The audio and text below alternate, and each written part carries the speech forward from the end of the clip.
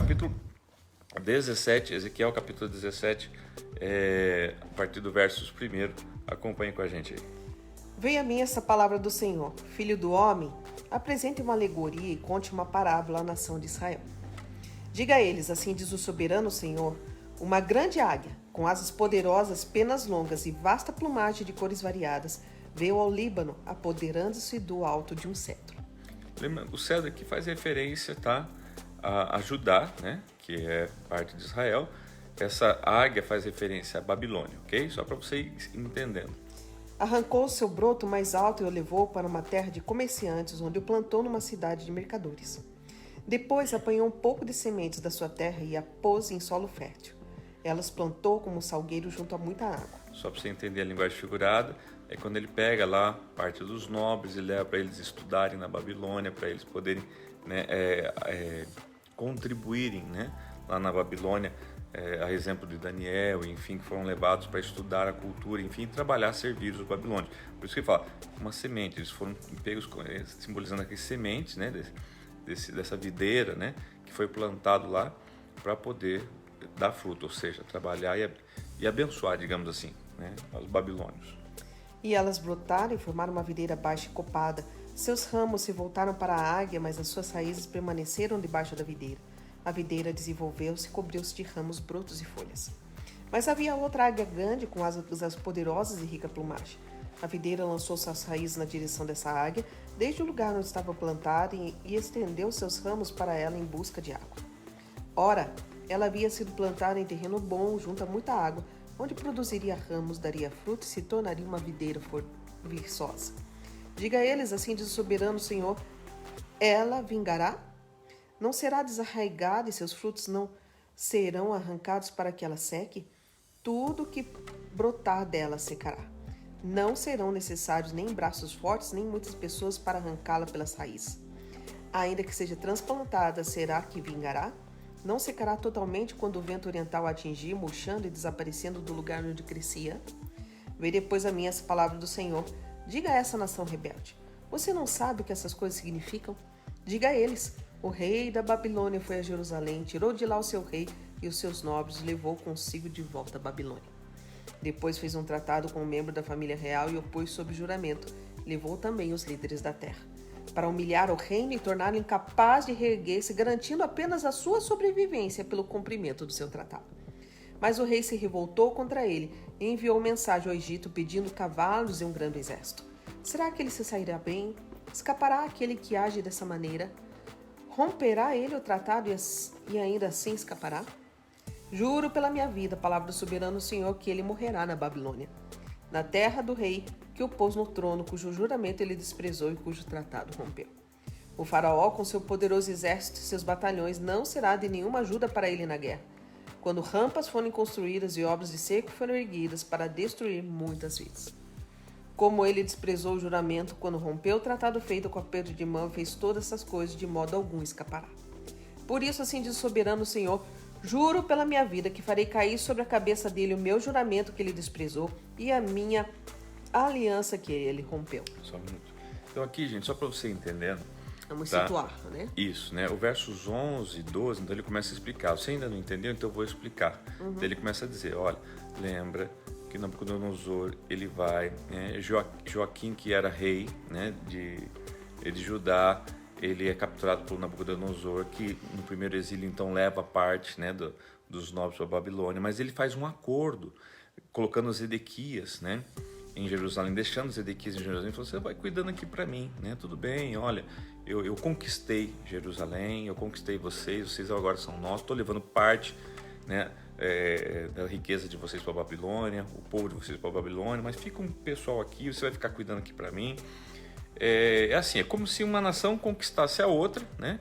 Aquela coisa, não devastou Jerusalém e colocou um representante deles mesmos, que no caso é Zedequias, para ficar cuidando de Jerusalém para Nabucodonosor, ok? Um acordo foi feito. Muito bem, o que acontece? No meio do caminho, né, o que é essa segunda águia que aparece aqui? É o Egito, que também era uma força na época. E o Zedequias resolve quebrar essa aliança fazendo um acordo com o Egito, pedindo, né, auxílio do exército para quê? Para se ver livre da Babilônia, tá? Ou seja, para não tentar escapar da Babilônia. Só que tem um detalhe muito importante aqui, gente. Deus já tinha mandado avisar o povo dele que Deus iria, que foi Deus que entregou o povo dele na mão de Nabucodonosor. E falou assim: vocês vão ser levados cativos para a Babilônia, vão ficar lá por 70 anos, tá? E ali vão ficar, tá? Porque vocês foram rebeldes, vocês foram idólatras, vocês foram, tá? Então assim, Deus avisou. Só que também na mesma época levantavam-se falsos profetas e diziam: não, imagina, Deus não quer que ninguém passe por isso. Deus quer o melhor para a tua vida. Deus não quer, Deus quer que você seja cabeça e não cauda. Imagina que, né? Sabe aquela pessoa assim que quer falar aquilo que você quer ouvir, tá? Porque veja bem, não é que Deus quer o teu mal, mas Deus quer que você pague o que você deve. É diferente. Deus quer que você aprenda a não cometer os mesmos erros.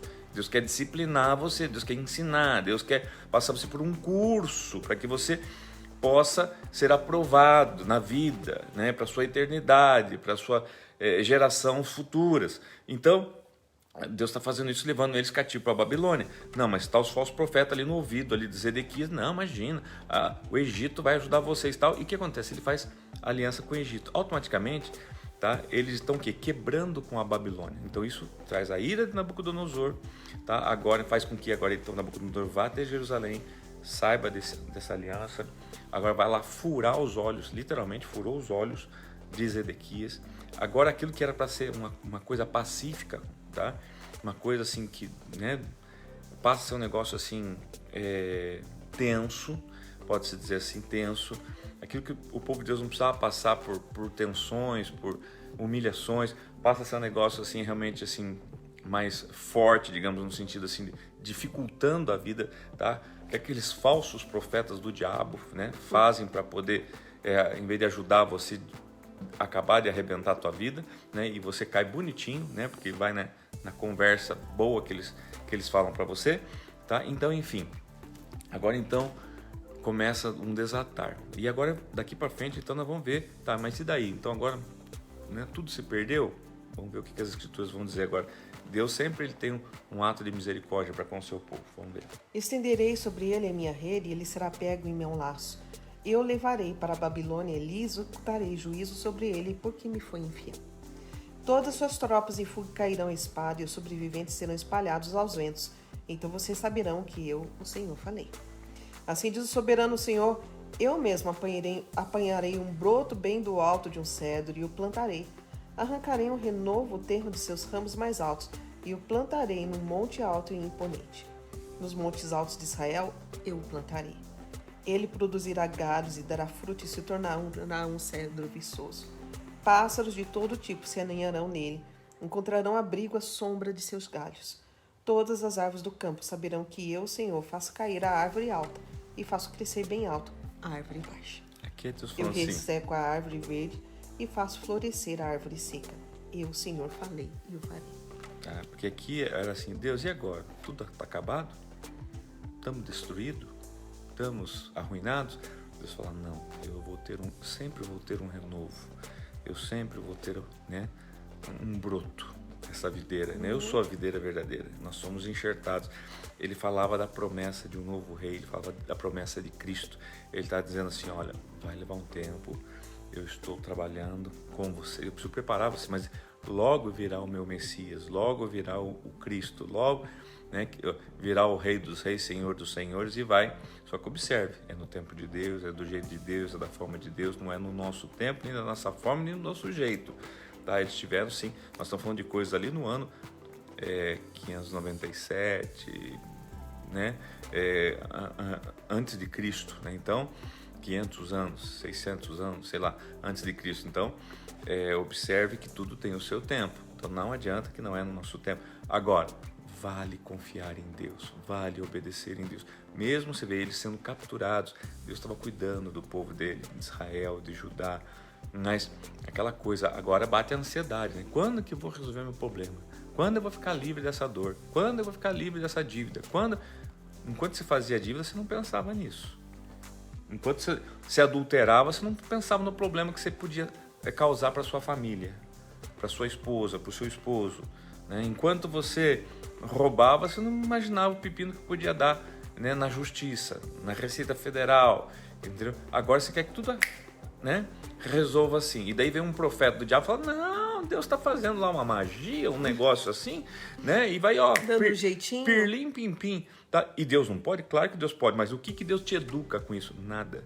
Te educa o seguinte, faça, com perdão da expressão, as cagadas, que eu vou lá e passo um pano em cima. Não, Deus fala assim, ó, eu perdoo os seus pecados, mas os castigos temporais você tem que colher. Que significa o quê? Eu perdoo os teus pecados. Meu filho morreu na cruz para que você tenha acesso a mim, mas você tem que aprender a pagar a tua dívida, os teus pecados, você tem que colher as consequências para você não fazer mais. Entenda isso, isso é pedagógico, é andragógico, é educativo, sabe assim? Claro, Deus, mesmo assim, a misericórdia de Deus do Senhor é longânimo. Eu não estou dizendo que tudo, se nós tivéssemos que colher tudo, aí sim, gente, a gente estava bem mal na história, né? Mas Deus é um Deus maravilhoso, então Ele está fazendo o quê? Ele está tentando disciplinar o seu povo. E claro, Ele encerra o capítulo dando uma palavra de esperança. Fica tranquilo, gente. Confia em mim, eu tenho sempre um broto para fazer renascer nessa videira, né, que está aí presa, mas eu vou fazer algo novo acontecer. Como ele diz aqui, né? Faço cair a árvore alta e faço crescer bem alto a árvore baixa. Eu resseco a árvore verde e faço florescer a árvore seca. Lembra? A árvore alta, lembra lá do sonho de Daniel? Significava a Babilônia, né? Ele era o Nabucodonosor, era a árvore alta que estava sendo cortada, que ia cair. A árvore baixa é a videira. A videira não é uma árvore muito, né? É uma árvore pequena, a estatura é pequena, mas Deus, Ele ergue. É aquela questão, né? Ele exalta e derruba quem Ele quiser, quem Ele achar que está fora dos princípios dele, né? E eu e você somos enxertados na videira, tá bom? Por hoje é isso aqui, gente. Que Deus abençoe vocês. Vamos ver quem esteve com a gente, né? Aqui pra gente poder